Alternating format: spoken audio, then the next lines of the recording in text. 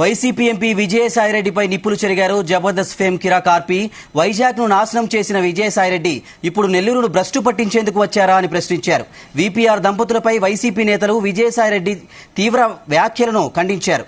దోచుకోవడం దాచుకోవడమే తెలిసిన విజయసాయిరెడ్డికి నెల్లూరు ప్రజలే బుద్ధి చెబుతారంటున్న కిరాక్ ఆర్పితో మా జీ న్యూస్ ప్రతినిధి మల్లికార్జున్ ఫేస్ టు ఫేస్.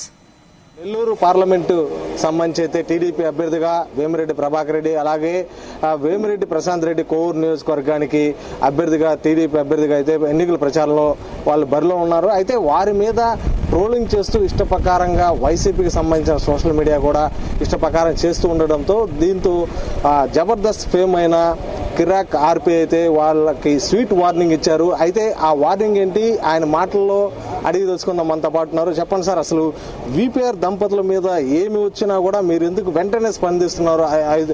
టీడీపీకి సంబంధించిన పార్టీల నేతలు కానీ కార్యకర్తలు కంటే మీరు ముందు స్పందిస్తున్నారు, దానికి కారణం ఏంటి? ప్రధానంగా కారణం ఏంటంటే వాళ్ళు చాలా సౌమ్యులు, వాళ్ళ వివాదాలకు వెళ్ళేవాళ్ళు కాదు, 10 మంది మంచి కోరుకునే వాళ్ళు. సంపాదించిన డబ్బుల్లో అందరికీ దాన ధర్మాలు చేస్తారు, ఫౌండేషన్లు పెట్టి చాలా మందికి సాయం చేశారు.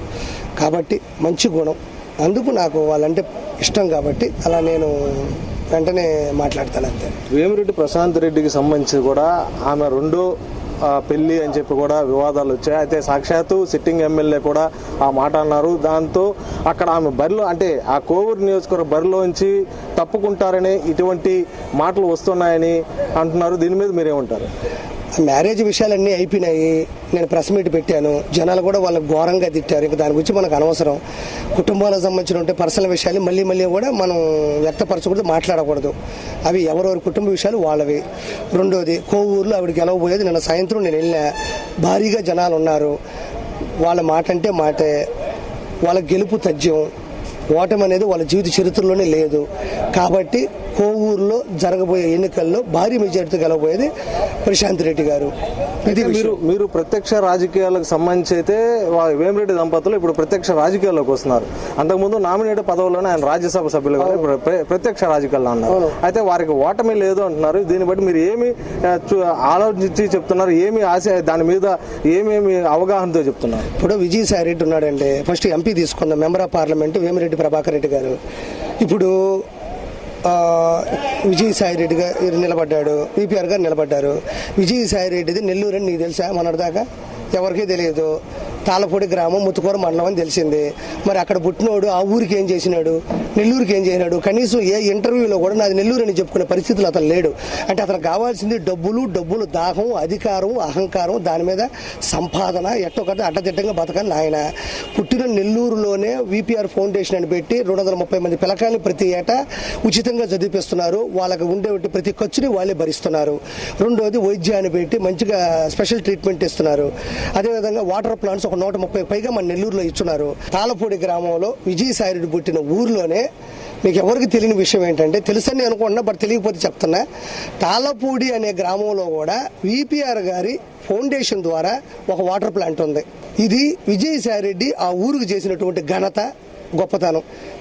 ఇలాంటి సిగ్గుమాలిన మనిషి ఈరోజు నాది నెల్లూరు, నాది ముత్తుకూరు మండలం, నాది తాళపూడి గ్రామం అంటే నువ్వు సంపాదించుకుంటూ అక్రమంగా గ్రావెల్ కావచ్చు, కొండల్ని పిండి చేసుకుంటా వెళ్ళిపోయి జగన్మోహన్ రెడ్డితో చెప్పకూడదు నువ్వు ఈ రోజు మళ్ళీ నెల్లూరుకు వచ్చేసి సిగ్గు లేకుండా నాది నెల్లూరు, నేను వీపీఆర్ మీద గెలిచేస్తానని మాట్లాడితే జనాలు ఎట్టు ఊరుకుంటారు? నీ ఊర్లోనే నీటి సదుపాయాన్ని కల్పించి తాళపూడి గ్రామంలోనే వీపీఆర్ గారి ఫౌండేషన్ ద్వారా ఒక వాటర్ ప్లాంట్ పెడితే ఇంకా నీ బతుకు ఎందుకు? దేనికి ఆ బతుకు? ఎందుకు వదిలేయాలా? వీపీఆర్ గారు గెలుస్తారు, అత్యధిక మెజార్టీతో గెలుస్తారు. నువ్వు అసలు వదిలేసుకుంటే ఇంకా మంచిది, 10 రూపాయలు డబ్బులు మిగులుతాయి. ఆ పనన్నా చేస్తే మంచిది. ఆ మనిషి గెలిచేది చెప్పాలి. దాన్ని నిజాయితీగా మాట్లాడుకుందాం. నెల్లూరులో నువ్వు ఏ ఇంటర్వ్యూలో నెల్లూరు అని చెప్పుకోగలిగినావు, ఏ ఇంటర్వ్యూలో నీది తాళపూడి గ్రామం అని చెప్పుకోగలిగినావు? ఈ రోజు వచ్చేసిందా? భవిష్యత్తులో ఏం చేస్తానని ప్రతి రాజకీయ నాయకుడు చెప్తాడు.